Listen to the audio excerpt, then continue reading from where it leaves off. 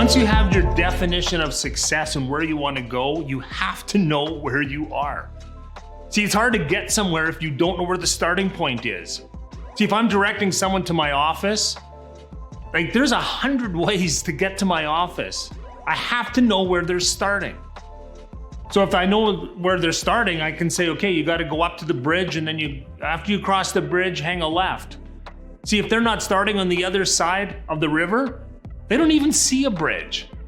So if you're going to evaluate where you're going, you have to know, first of all, where you are. And it's so important to take time to do some personal evaluation to see, okay, where am I today? And you might not like where you are.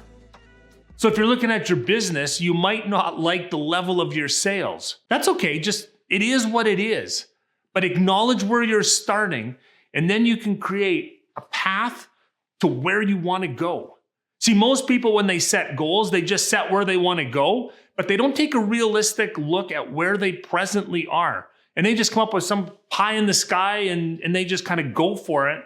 And in most cases, they miss.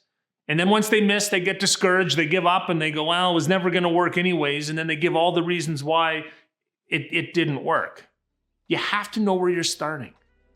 So you're going to see the wheel of life there, and I encourage you to take a look at that and then kind of make some evaluation. Where are you? You know, some areas of life, you might be killing it right now. Some areas of your business, you might be super happy. That's great. But if you're not, at least acknowledge where you are so you can set where you are, and then you can create a path to get where you're going. Because it's no different than driving to my office. Okay, I can't give you directions of how to get there unless I know where you're starting from. So be honest and take a look at where you are, because once you know where you are, then you can make a plan to get to where you want to go.